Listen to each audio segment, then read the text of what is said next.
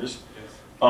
So my question is more, how do you describe your experience being more of a political minority in a state where obviously it's very Democratic supermajority? By the way, I found George to be the most agreeable Republican I've met. Well, thank you, Charles, for that. One of the things is that I am firm about my beliefs and principles, but at all situations I find, as an engineer by training, I want to find something that we can all agree on and work together with. For example, there is people who are looking at a underserved school districts and say those kids are not having the same kind of after-school programs like the ones in Cupertino have. We need to have some government program for that. So one of the things I always bring to the table, I'm a tech guy, I say, why can we not have an open platform where people can donate money, people like Facebook can donate money, and so that the local schools, the kids in poorly serving schools can pick their programs that they can participate in. So all those things, I want to find solutions. When I talk to people I disagree with, I want to find solutions that will solve their problems, but perhaps using my principles. My principle is openness, transparency, and competitiveness. I believe if everybody have an open and transparent choice, they will do the right thing for themselves. That goes to school choice, that goes to many other kind of things that offers the end user a choice. So that's where I want to focus on, is something that I agree with. And the other thing that I want to say is that there is this tendency on both sides to yell at the worst member on the other side. Some Republicans somewhere in Missouri say something stupid and say, look at that guy. The same thing on the Republican side, somebody, perhaps AOC, say something that perhaps misquoted, and then everybody on our side say, look at that. That's the worst thing to do. You should find the best guy from the other side and talk to him and say, how can we together find solutions? So engage the best side, or best person, best voice on the other side. That's what we should be doing. Do you have anything to add on that, Michael?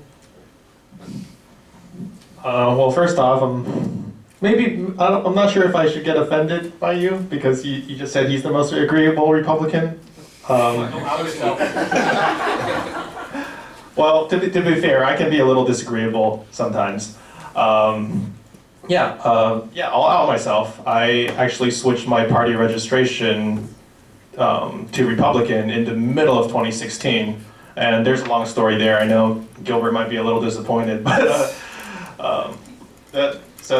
So the chair of the Republican Party at the time, Bob Nunez, he approached me and he gave me like a very heartfelt talk for like about an hour about his values and why he was a Republican and how it actually was still a fit with my values. I'm like, you know what? Like, I didn't see myself doing this, but you convinced me, and then I switched my registration.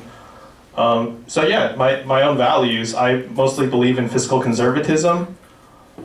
Spending money responsibly. I think that, again, that's also a part of our Asian culture. We don't waste food, right? Has anyone's parents ever yelled at them for leaving a little bit of rice in the bowl? Yeah, exactly, right? We try to not waste anything wherever we can, right? And we go to pretty great lengths to do that. And it's so funny. It's created some difficulties with my girlfriend at first, because she would, I'll be like, wait, you're leaving food on your plate, don't you know, and she'd be like, well, come on, it's just a bit of food. So, there's a bit of a cultural value there, but what I would just say is, I'm not in politics to be popular, just to fit in. If I wanted to do that, I would just register Democrat, because that's what the majority of people are. And I think, I've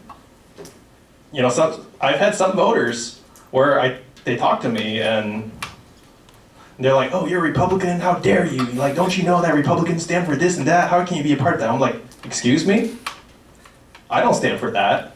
And as George said, right, there's a tendency for people on both sides to try and take the worst member or the worst policy on the other side and try to use that as a broad brush to paint all of the other side.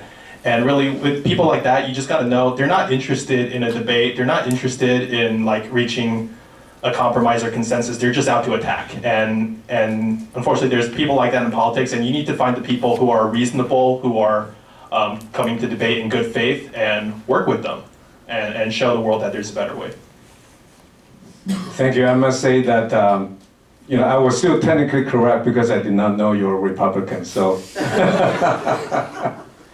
Anyway, I'm gonna give Michael a chance to, Felix, a chance to answer that question if you want to.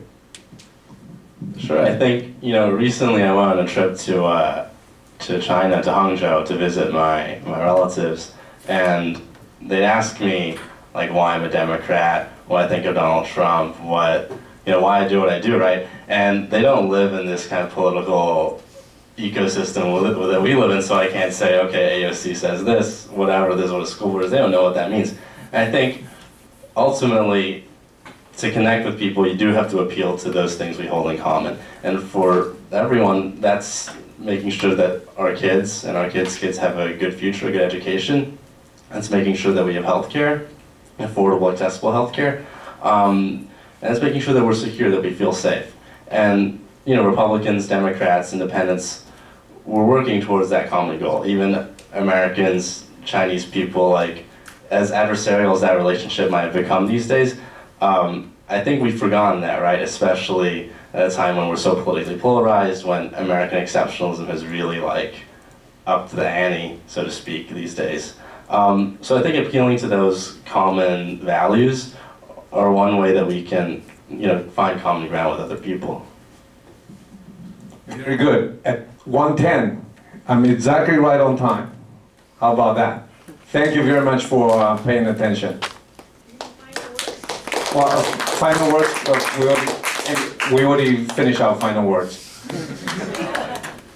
Thank you all the panelists and Charles. Now, another round of applause, please. So we will take 3 minutes break.